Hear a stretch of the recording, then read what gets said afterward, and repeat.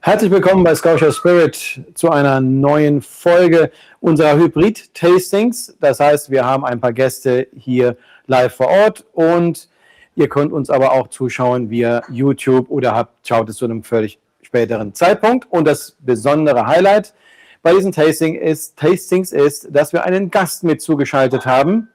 Einen Gast aus Schottland, und wir haben heute mit dabei Jack Breslin. Das ist der Inhaber von Uncharted Whiskies.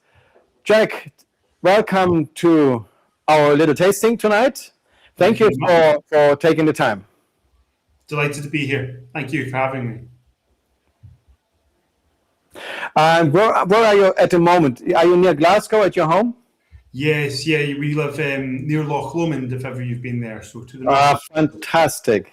Yeah. That sounds good, because we have here tonight approximately 35 degrees outside. Wow. And in here, it's not any colder. We don't have an air condition here. Oh, wow. I'm melting at the moment. Yes. Well, I'm sure 4 whiskies will cool you right down. Very hard to drink whiskies. But anyway, it is like it is. And I'm looking forward to be back in Scotland, which I will be next week already. Fantastic. In Edinburgh and later in the Speyside. I'm looking forward to good weather and fantastic whiskey, of course, also in a better, colder environment than here at the moment. Yeah, it's not been that much colder. I mean, it's raining today, but it's been very, very hot as well here. What do you mean by hot? Less than 35. I'm Scottish, so I boil at 20.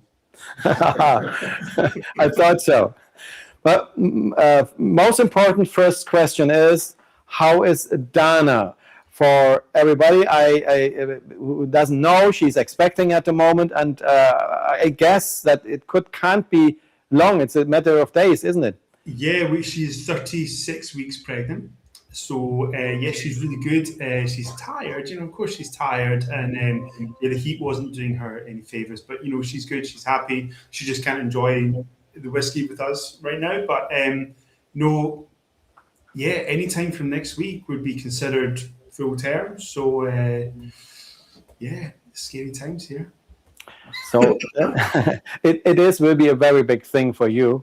Yeah. Even bigger than whiskey, I guess.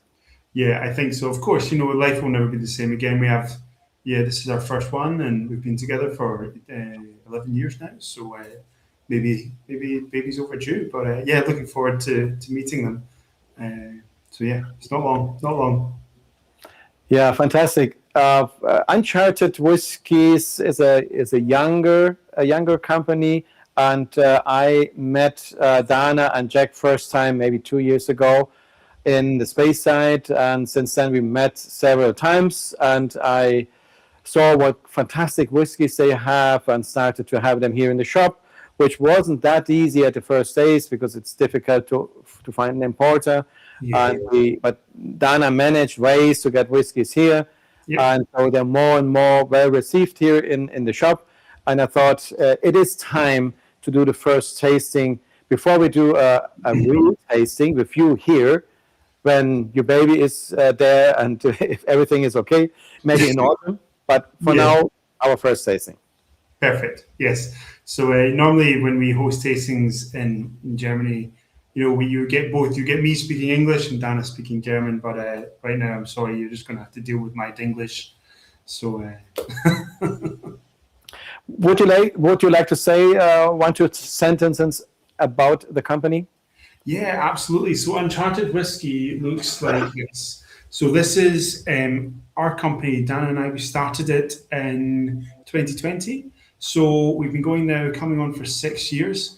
And yeah, we're independent bottlers. I know, of course, you guys know well what an independent bottler is, but not everybody does. So yeah, we buy casks from all over Scotland, and if we love them, we bottle them.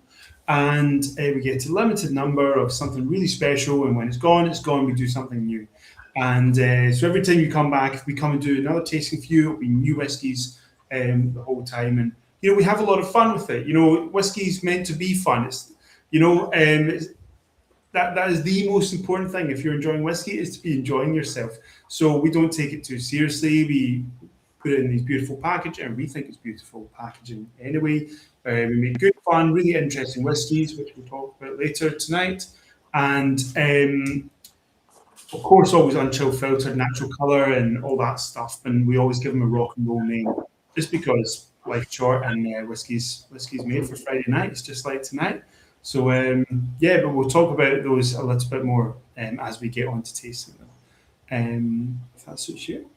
Yeah, and true. This is a fantastic bottle, and you save on the packaging, but you spend more money for the bottle, and you can keep the bottle because you can use it afterwards as a vase or as maybe to put drinks in it or water in it, put it on the table, whatever you can do. It's a nice bottle. So well done. Yeah, well done. Thank you. Yeah. So, what was it more, Dana or you choosing this bottle? It was Dana found it. When we saw it, when she showed it to me, we both loved it, but it was Dana who found it because it's an off-the-shelf bottle. It's not bespoke to us. So actually, you do see some other gin brands use it. Yeah. Rarely found it in the whiskey. That's the only one we have as whiskey from Scotland. Good. What we should do, we should drink the first whiskey before we talk more. Sounds good to me. And the first whiskey that we decided is not this one. Let me see. It's wrong order here. It's an 8-year-old small batch edition. Yes. Someone told me these days in another tasting that okay, small batch is something that is a big variety. If a big company like Diageo does maybe 100,000 bottles usually, and then maybe next time they do only 80,000 bottles, then they name it small batch because it's smaller than the usual one, but it is still but still 80,000 bottles. So in this case, it is really a small batch, isn't it? Yeah, of course. And that's just who we are. Like maybe one day we'll be the size of Diageo and we can do 100,000 bottles. But right here, right now, that is not what we're doing. So the small batch, we gave the blue label to differentiate it. And yes, the first batch of this was 3 ex-bourbon barrels from Altmore Distillery. So we had 5. And we tasted them all. We only really thought 3 of them were good enough. So the other 2 went back to the racking to continue to mature. And so the small batch really was only 600 and something bottles. And then the second batch, it grew to, I think, about 1,300. It was made from 4 hogsheads. So yeah, it's interesting though the second batch wasn't 8 years old at all. It was 10 years old. And that was just to get the consistency of quality. When we tasted the 8 that we had, we weren't happy with it. So now you might have a glass of whiskey in front of you that's just 10 years old, but it only says 8 on the label. We have, can we see the batch number on the bottle? No, it's not something we did, but maybe we should do it. Maybe we should, but it's not something we did yet. So I have to hand this glass to the director here, otherwise the picture is getting flurry. Yeah, got to keep Klaus happy. Blurry, not flurry.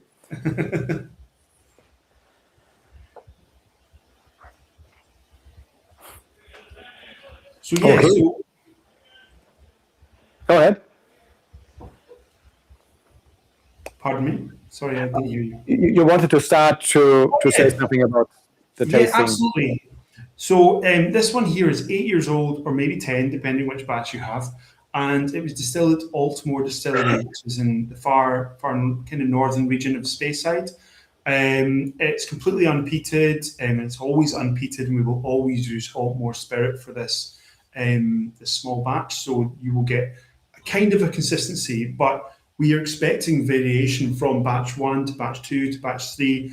We're not we're not pretending to be something we're not. We're not master blenders who will be able to have the inventory to achieve perfect consistency. And I actually don't think that that's what people are looking for in whiskey right now. Anyway, they're looking for something more natural, something that's more, it is what it is.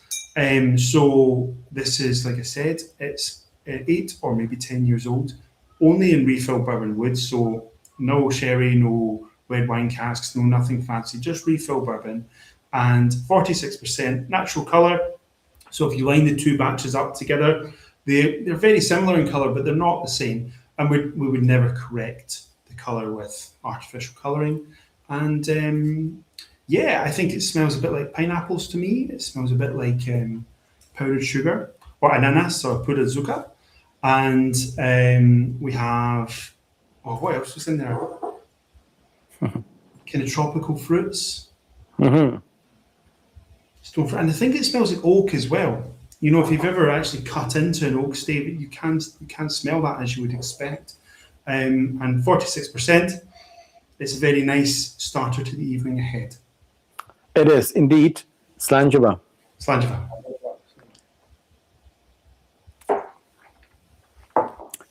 The distillery is located in the foggy moss in the Speyside, and very often when I go there to the distillery, you really enter an area where you have the scenery covered with fog, a little bit fresh. It's a little village, Altmore, and wow, when I imagine that, I already feel better than here, being in not a foggy moss, I would say, the heat of the hell.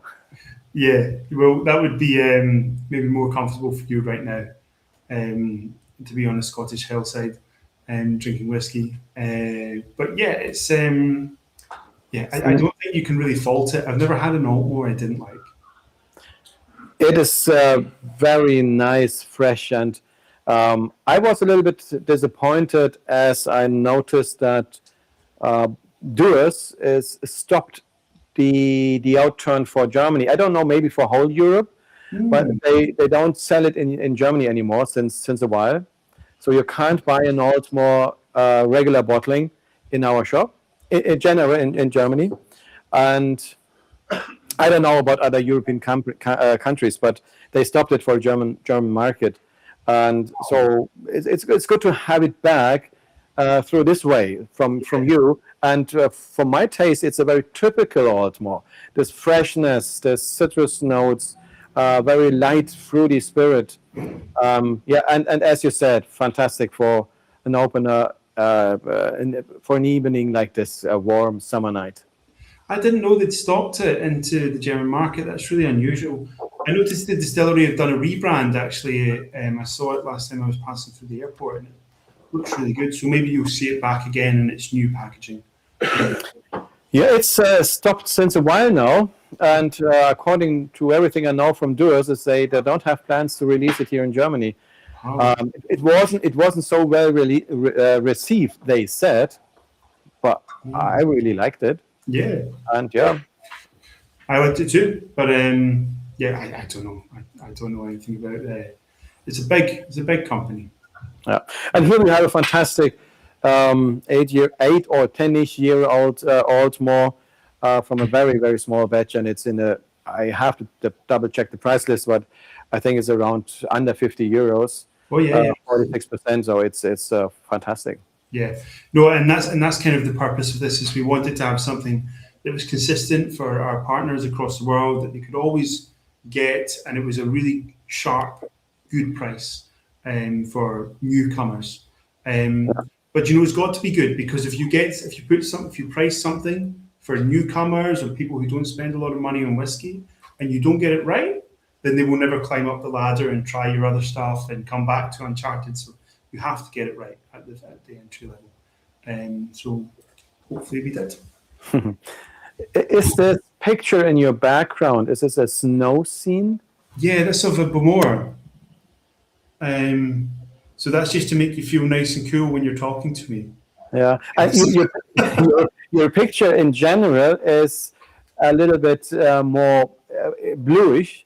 Mine is quite warm, and then I see I see the snow on the picture in your background.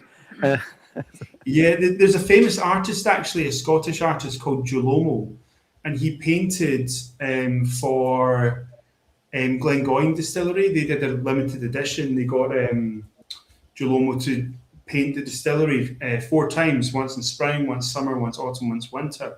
And they released these beautiful kind of limited editions with his artwork on them. And then, yeah, I saw this print of Bowmore with the famous round church at the top of it. Aha, yeah. Can't see from here, but I know the church. And do you know why it is round? So the devil can't hide in the corners. A fantastic story, isn't it? Absolutely. So yes, I just saw that and I bought it. You know,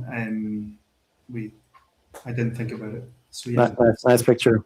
And I think the devil is hiding somewhere here around. Yeah, he's hiding. Yeah, he's not in Scotland right now. He's in Cologne. 100%.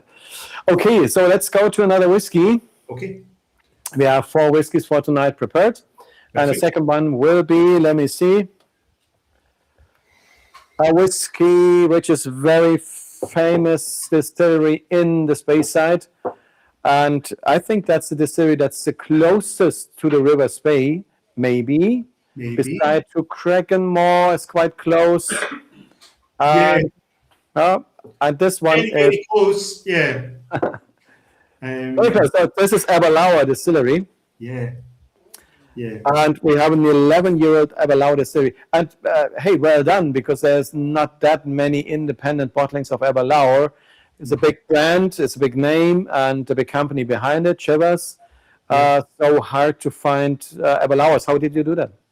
Yeah, we just, it's a bit of luck, it's a bit of networking, it's a bit of asking the right people, and it's a bit of just being here for a long time. That's 5.5 years we've been doing this. Always doing the right thing with casks. When we get special casks, we're always getting into glass, getting them to market, and letting people enjoy them. And as you just grow and you build, eventually somebody will offer you something really, really, really, really interesting. And like you say, Aberlour is one of these kind of big brands. There's a lot of investment in the brand by the company who owns it. And quite often you don't see these sorts of brands independently bottled. We see a lot of kind of Manachmore and Tiernaich and Glenelgin and all the workhorses in the background. We don't necessarily see the kind of glamorous names. So this is Aberlour from the village of Aberlour. And like we said earlier, we don't take life too seriously. So because it's one of the premium Speysides, we call it the Ace of Spades, and we deliberately made it rhyme with the Motorhead song Ace of Spades. And we bottled at 55%. And this is really, really interesting. So this is kind of as whiskey geeky as we're going to get tonight. This was made using sherry casks. So this is 2 ex-sherry casks vatted together to make a batch.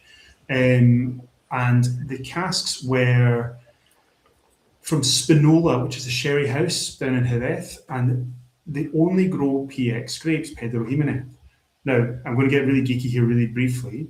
PX grapes are they're high in sugar, but they're not much higher in sugar than other grapes. But when they're making Pedro Jimenez wine, sherry, they allow the grapes to air dry slightly in the sun. And that concentrates the sugars and the flavors and whatnot. And then so when they go to press those grapes, they get this kind of sticky syrup, and that's what they ferment. And so you get this really, really, really high residual sugar sweet wine, like insanely high residual sugar. It's used to mature, it's matured in a cask, and eventually those casks come to Scotland. And we use them to mature whiskey, and you get these big, thick, sticky PX casks that give you something more like this. Mm-hmm. And these were actually Pedro Jimenez grapes that weren't air dried. They were just used to make a dry Oloroso style sherry using PX grapes. So you get all the flavors of PX, things like leather, things like tobacco, things like chocolate, loads and loads of chocolate in this, but without the massive hit of residual sugar and without their hugely dark colour as well on this occasion. So hopefully that's not too much of an information bomb, but this is really, really interesting whiskey. So let's try it. Sanje. Slanjava. And you know what? Last time we met you in the Speyside for a tasting, not Yes. long ago, and you told us and the group about the sugar content. Yes. And you said numbers, and afterwards, Klaus here behind the camera was also with us. Said, no, that's impossible. He's wrong. Can't be that much sugar. Yeah. And I said, well, Klaus, maybe you're right. That's it's impossible. Can't be. And maybe this guy tells us bullshit. But next day we went to another distillery, and we had a tasting with a specialist from Jerez, a sherry specialist from Jerez. Wow. And great guy. And we asked him, of course, and he proved everything you said right. You fact checked me and I passed. Definitely. Yeah, I'm not Donald Trump. You don't have to fact check me. Well, I'm glad you did. But in your case, it worked well because you're always saying the truth. In the other case, normally not. Well, yeah, I'm not here to talk politics. I'm here to talk whiskey. So Cheers. cheers. So when you taste this, I hope you find the chocolate, like dark chocolate, loads and loads of dark chocolate. Yeah. Dates, medjool dates. What else is in there? Kind of a richness. So Raisins. it quite often introduces a spice in there that you don't necessarily see in American oak, and it's a real depth of kind of just mellow spice in the background. So yeah, there's something bready as well. Like not brioche, but getting towards brioche. But yes, bready in form of sweet bread, like sweet buns or brioche. Yeah. Maybe a little bit burnt, sweet. Yeah. What about Franzbrötchen? No? Franzbrötchen, yeah. It's a very German thing. Yeah. It's fantastic. I didn't listen properly, maybe. Is it fully matured in? No. It's Finished. Yeah. Finished. 2 years. Less than 2 years. A little bit less. I can't remember exactly. But around 2 years is a lot, according to the age of 11 years in total. Yeah. Pedro Jimenez cask. Yes. Yeah, it is. But, like we said, this isn't one of these full power, crazy PX casks. This is one of you tasted this cask, Peter. You thought it was too sherried. And, if we compare the color of crazy PX to this one, very, very different. So, it's... Very often these whiskies fully matured in PX are at the end overly sherried. Yeah. You get all the sherry, but the spirit is lost. The distillery style is lost, and that's also a shame. Yeah. So it's a bit of a balancing act. Yeah. Absolutely. Yeah. Yeah. Some people love a sherry bomb, though. I think I love a sherry bomb as well. I think everybody does at some point, particularly when you're new to this. Yeah, but if it is not too much. So sometimes I think, no, that's too much for me. But a lot of people still like it. I know that. It sells well when you have a sherry bomb. Well, for me, very often, always sherry. Not this one. You get still the character of the distillery. Yeah. Like they do it with their Abuna at Aberlour, where you have lots of sherry, but you still have the distillery character in it. Yes. But this is older than Abuna, by the way. Yeah, they've never disclosed what the Abuna is, in terms of age, at least not. They don't. But on the other side, with the demand they had over the years, the Abuna is I don't know, since a long time on market. With the demand growing, the age was sinking. And you could, if you try older ones, newer ones, you get it that the age is getting less and less and less. And I would now definitely bet that it is not 11 years old like this one.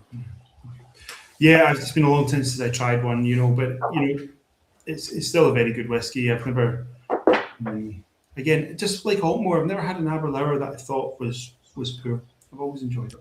True. That's right. Yes. So this is a really nice one, and yeah, rare to find. PX finished Aberlour, independently bottled, is really, really rare. So thank you for giving us this drum. No, thank you for bringing it to Colin and showing it to your Scotia Spirit guys. And with this YouTube video, of course, we show it to the whole world. I think there are now millions of people watching all over the world. Wow, that's pretty cool. It's yeah. I'll get the numbers. It's less than 1 million this time. But all right. Okay. They'll watch it tomorrow. Yeah. Yeah. Most of the people watch it later because it's too hot tonight. Yeah, absolutely. Yeah. They're all sitting in the garden drinking Aperol spritz. I think. Maybe the people I'm watching now are sitting in Nuuk. Yeah. And having the whiskey there. Yeah, perfect. Good, fantastic. That was a really great whiskey, and more to go. Yes. We decided to have the oldest whiskey tonight now, and the other one later, or would you do the other way around? No, I think you're correct. Let's do the Park Life right now. Yeah. Good. We have. I put them back. Don't have a hole in the shelf. We have something very special. When you only tell people the name and the age, they already get crazy. Look at this label. Here it is. Hard to find. Yep. 22 years of life. It is a Highland distillery, and there is Park in the name, maybe. Maybe. So that's some information that attracts a lot of people. Yeah. And you know, of course, everybody, that some distilleries are named Highland Distillery, but they're not necessarily on the mainland. Yes. Which is not many of them that having this. Absolutely. Yeah. So Isle is its own region, but the rest of the islands are not. So Skye and Orkney and whatnot. Yeah. So now everybody can make his notes at home and think about what distillery it could.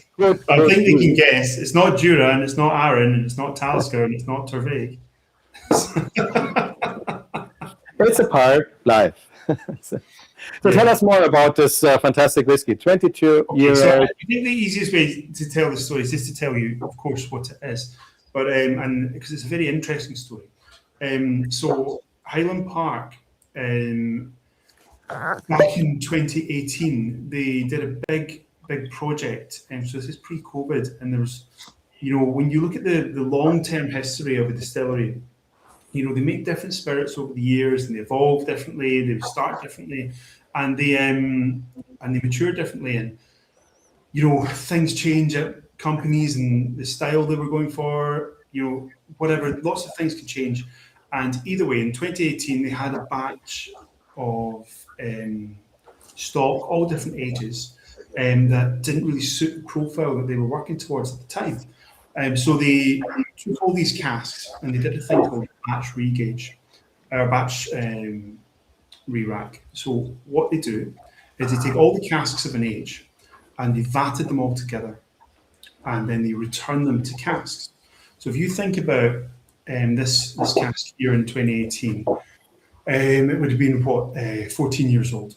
So if you're, let's say, losing 2% a year to the Angel share on a cask like this, and you're losing every year, it's a really inefficient use of space. Sometimes things can go wrong if the cask is too empty. So the best thing you can do is have all your casks full and healthy.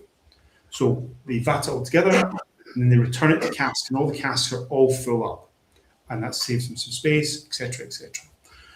But what you lose is any single cask magic. It's all homogenized at that time, which is okay if you're going to be making big vattings, because you've got a blender there to do whatever you need to do. But like we said, this kind of spirit didn't suit what they were looking for at the time. So it was returned to cask, returned to the warehouse, and is left. So fast forward 7 years, we were able to pick up some of these casks, and we really, really loved them. We've found that they started to diverge again in terms of their individuality over the course of the 8 years. And yeah, but as you can expect, these big brands with big, beautiful distilleries and big, heavy investment, you know, they're happy to let us have some spirit, but they don't want us to use the name on the label because it can, you know, interrupt, you know, their business or their SEO optimization or whatever. When you Google Highland Park, they want you to find them, and you can respect that. It's their business, it's their distillery. But this stuff they didn't suit what they were going to do, so we were able to pick up some of it in the independent world. And this was a single refill sherry butt, so there's not a lot of sherry influence on it at all. Bottled at 55%, which was a slight reduction. I think it was 55.8 when we got it. I can't quite remember, don't quote me on that. And yeah, 22 years old. So yeah, I'm really, really, really pleased with it. I think it's such one of the magical things that you can only get in the independent world. And it's really good value for money. It's presented unchill filtered, natural colour, of course, and then you've got these really interesting tasting notes in it. So things like buttered popcorn, there is like a kind of eucalyptus note, or even like if you've ever opened the foil around a peppermint tea bag and you bit peppermint tea, it's really, really interesting whiskey. And yeah, it didn't suit the distillery character that they were bottling, so we were lucky enough to be able to pick up something really special. So let's have this special dram, and I say, Sláinte. Sláinte bha. So there's the tiniest hint of smoke to this, so it's not heavily peated, but it's lightly peated, but then lightly peated, matured for 22 years, becomes very lightly peated. And it's got this kind of seaside note to it, but it's not medicinal, it's not very peaty. And yeah, and it's got all these other kind of mature, quite herbal flavors, and then sweetness. A lot of kind of of sweetness, vanilla, caramel sweetness, and yeah, the peat is more like a creme brulee, a little bit on top of the vanilla sweetness, not too much peat, and but also a little bit herby in the end. Absolutely, yeah. You know, and that's one of the things that really sets this apart for us. It's really, really interesting, that sort of thing. So, like, also this one fits very well to hot weather. It's not so overpowering. It's had its age, some sweetness, not too sweet, and the herbal note is a nice mouthfeel. Gives it a nice mouthfeel. Yeah, this is a kind of grown-up dram. No, I wouldn't say this is like the entry level. You know, no. This is a contrast to the 8-year-old, you know, which is very gentle to introduce. This one is for people who are interested in whiskey, I think. You had also a 20-year-old expression, which I think we should also have that in the shelf. What's the difference? So the difference, so this was a refill bourbon, a refill sherry, but refill. So the 20-year-old was a refill bourbon hogshead. So different kind of wood, different age. We bottled them both at 50%. But interestingly, the 20-year-old was actually darker in colour than the 22 from the refill sherry wood. So the wood's been very inactive in both of them. It's been more active in the bourbon one. We can only speculate why. We don't really have records going back to 20 years ago or even to the re-rack to say what happened to that particular bourbon cask before it was filled. But yeah, it's really interesting. And yeah, it's more, I would say it's more kind of popcorny than this one. Mm-hmm. And why did you decide to bottle them in a straight strength like 55 or 50? Well, I've always liked 55%, so it's not any more complicated than that. When you look at our our range, we bottle a lot at 50%, or we bottle at 55%, or if we're doing a single cask, quite often it's natural cask strength. And when we're going to do something that's repeatable, we like to do it at 55, because that way we can be consistent, we can bring the same thing again, and you can compare it like for like. Also, the people like drinking it at 55. I like it at 55, and it seems that our customers do. The balance on, how many bottles we get and how much it costs to make, and how does it taste, which is the most important thing. 55% seems to work quite well for us. So Okay. yeah, Before we have another whiskey, what can we expect as next bottlings that are not on market yet, or not in Germany at least? Anything interesting? Yeah, absolutely. So we've just bottled a single cask of Glentochers, which was fully matured in first fill Oloroso. This is what it looks like here.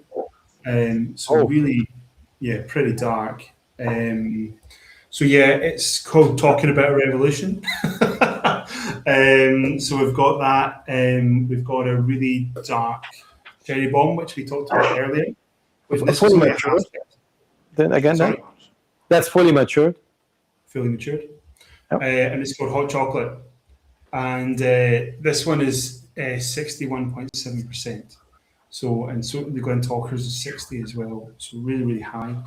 Then we're going to do another batch of the Kalila. So we did a Kalila last release, which was matured in ex-Tokai cask, which was just awesome. It sold out like crazy. So we have it here, by the way. Pardon? We have this also here. If someone wants to have it, it's in the shop. Yes, well, they should pick it up, because we were only able to create something like 340 bottles, and we got orders for like 500, 600 bottles on the day one. So we had to allocate it out. So we're going to do another batch of that. It's 16 years old. Then we're doing some more 50-year-old in Gordon, and then we're going to, we've got some new stuff coming as well, which we will hope to announce, I think, mid-July. We're going to be announcing when it's all ready and ready to go. That's the 50-year-old Invergordon, a single grain, by the way, is already on German market. I saw that. Yeah. It's an amazing whiskey. Did you get to try it? Not yet. I hope I can. I'll reach out to Florian and Jens at Zanzibar and get them to send you a sample, because you've got to try it. It's really, really good. The new cask, because it's been so in demand, the new cask was bottled, I think, 2 weeks ago. Labelling was done last week, and it should be ready to leave Scottish shores next week after. So you're a quite young company, 5 years on market, and there was a golden years of Scotch whiskey where a lot of growth happened, and it changed a little bit with the pandemic and everything that happened afterwards. But if you look back to that, that's already 6 years, or 5 to 6 years. So how do you feel with that? So you started after the golden days, maybe, and is it still okay for you, or do you feel that it is maybe more tricky than you thought? No, we've actually never been stronger. Don't want to pat ourselves in the back too much, but this year the whole Scotch industry's kind of contracted, but our business has grown by somewhere between 50 and 60%, which is really, really good. To be growing that strongly through a contraction, and I think it's just because we've been quite slow to grow. We've been organic. We've been very, very disciplined with our releases, what we would take and what we wouldn't take. And through the pandemic, the price of Scotch really, really peaked. And we were very, very stubborn. I'm a Scotsman and my missus is Dutch, so we are very, very stubborn about the price of things, and we just wouldn't park the cash when things were more expensive than we thought the market would want. And now that things have come back down, we're in a really good position because the price of Scotch has come down, and we're starting to get amazing liquid that we could not have dreamed of getting 2 or 3 years ago. Finance to go and get it, and that's why we've got Highland Park, and why we've got Aberlour, and why we've got like beautiful first fill sherry Glentochers and 50-year-old Invergordon. Because a lot of the other people in the industry, our peers in the industry, and a lot of them are good friends, they bought a lot of stock when things were very, very high, and now they're struggling to sell it, and it's a very difficult, challenging time. Luckily for us, we're not in that position. So, so that's where we're going. But we've got other challenges. We've got different challenges. We're about to have to run the business without Dana for the first time ever, which is going to be scary. And now she's having a second business part in her life. Absolutely. That's a new limited edition one of one. Yes. Is there a second batch planned? Not yet. We'll do the first one first. Okay. Yeah, it might be the benefit that the market is going down now that we get great casks. Yeah. It's so interesting that I saw for a long time no Klein Liege on market, for instance. Yeah. Very, very difficult to find distillery independently bottled, and nobody had something on market, very, very rarely. And suddenly this year, I think it's already the 5th or 6th independent bottler that had a Klein Liege. So you can see that something is happening. Yeah, so we actually bought some Klein Liege as well. This year we've not had it delivered yet to taste the casks, so we'll hopefully get that and then we'll get a look at it. But yeah, it made me slow down because I was so excited to get Klein Liege, and then I saw lots of other independents started bottling it as well. So I thought, okay, maybe we can afford to take a back seat and we'll do something else. So yeah, if we can afford to do that, then we should. Yeah, that's a good idea. Maybe wait a little bit, and then you can come back with a Klein Liege, maybe a year or two older than the others. Mostly, we'll wait to taste it. If we taste it and it's fabulous, then we're happy to bring it out. But we'll have to taste it first. Well, so let's go to another whiskey. Usually, not always, but usually we have a peated whiskey at the end. We already had a whiskey which had a hint of peat, not more, but now we have a peated whiskey. And a very nice color. It looks already like the name. Oh yeah, it's in the picture. One more here. Here it looks even more darker, like a rosé in this light that we have here. Yeah. The color is like rosé, and the name also is Lotta Rosé. Yeah. Did I pronounce that right? Yeah. Well, and it's a Bunnahabhain. Correct. A Bunnahabhain. Yeah. So Bunnahabhain's, most of the Bunnahabhain that we come across and we see labelled as Bunnahabhain is unpeated, and that's their day job. Bunnahabhain is also the backbone of Black Bottle, the blend, which is fabulous, probably the best of the blends actually.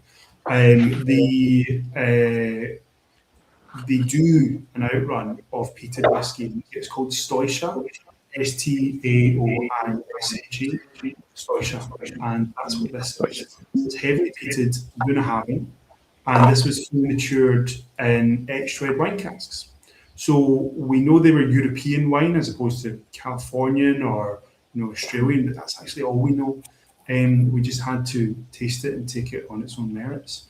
And yeah, it's like really fruity, really like strawberry jam. We talked about brioche earlier in a previous whiskey, and I think you'll get it again here. If you think of a strawberry jam spread on brioche at 55%, it's just fabulous. And then it's got this huge rich hit of smoke, but again, it's not medicinal, it's not TCP. we really fell in love with this. And there was a rock and roll song by AC/DC called "Whole Lot of Rosé," which is a stupid song you wouldn't be allowed to make anymore, I don't think. But it's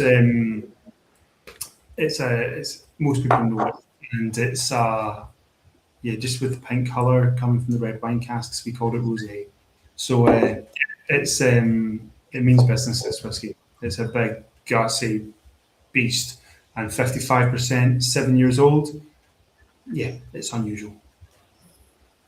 So as a peated whiskey, I would say 7 is in a sweet spot for peat, isn't it? Yeah, your phenols are quite volatile, and they'll break down quite readily through maturation. So if ever you have the luck, the fortune to try a very old Lafroig next to a very young Lafroig, you wouldn't know they came from the same distillery, because the phenols break down quite readily. So that's why Islay whiskies, things like the Ardbeg Wee Beastie, it's only 5 years old, but it drinks really well at 5. And this, I would say, is cut from the same cloth. It's a young Islay, and we were really happy with it. And in the nose, you get the fruits, raisins. What would you say? I would say jam. Like strawberry conserve, absolutely, and so much fruity sweetness, like cooked fruits, and almost like a pavlova as well. The kind of the currants and the fruit you get on top of a pavlova. Absolutely. So it's unusual to have a young, heavily peated whiskey, and the first thing you smell isn't peat. It's there. There's no question it's there. It's not the only thing happening. So let's try it. Slanjabab.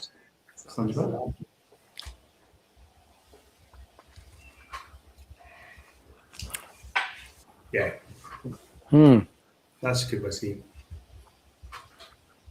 It's a really nice whiskey. It's a nice balance between the peat, the phenols, and the sweetness and the fruitiness of the wine cask. Yeah. Great. How did you find that cask? Did you look into a lot of Bunnahabhain casks to find that one? Yeah, we just broke into Bunnahabhain at night. We took a boat, we sailed over, and broke in. How you usually do it, right? We'll get you to come and help us lift it next time. No, it's very difficult to get these good casks, and you've got to be patient. You've got to order samples, and it takes a long time. And then even when we got it, I think we paid for it. It took about 6 or 8 weeks for us to get it delivered, which was quite a long time. So but we're here now. We've got it, and we're really pleased with it. So one of the things I love about it, I know I talked about it earlier, is it's the peat. It's not this medicinal. It's not too earthy. It's not too ashy. Sometimes peat from Islay can be this really ashy peat. But I don't think it is. It's almost like a coal peat, a coal smoke. I'm really pleased with it. Yeah, it's a highlight of the evening, and it was as we met in the Speyside. You brought one not Speyside whiskey to a Speyside festival, but well done, because this whiskey was also at that evening a couple of weeks ago really well received in the Speyside. Which is saying something. The guys in Speyside, they don't normally like Islay whiskey. Yeah, that's in their nature.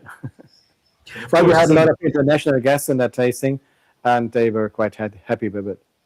Absolutely. Yeah, well, me too. And I think it's interesting that you say that's a highlight. Sitting next to a 22-year-old. And the highlight is a 7-year-old Islay. Yeah. See, that's right. That's always the question: is the best whiskey the oldest whiskey? And yes, age does something to the whiskey, but on the other side, you can find whiskeys which are much younger than you expect, and they're fantastic whiskeys. And in this case, I would say it's perfectly balanced between age, the spirit, the cask maturation, the peatiness, all combines really well together. It makes a fantastic drink. I'm glad you think so. Of course, with a nice strength of 55 as usual. And I would not add water. Would you do it? Pardon? I would not add water. Would you do it? I think I think it doesn't need it actually. No, I normally add water to whiskey. I think it's a good thing to do, and I always say adding water to whiskey is like adding salt to your food. You can always add more; you can't take it back.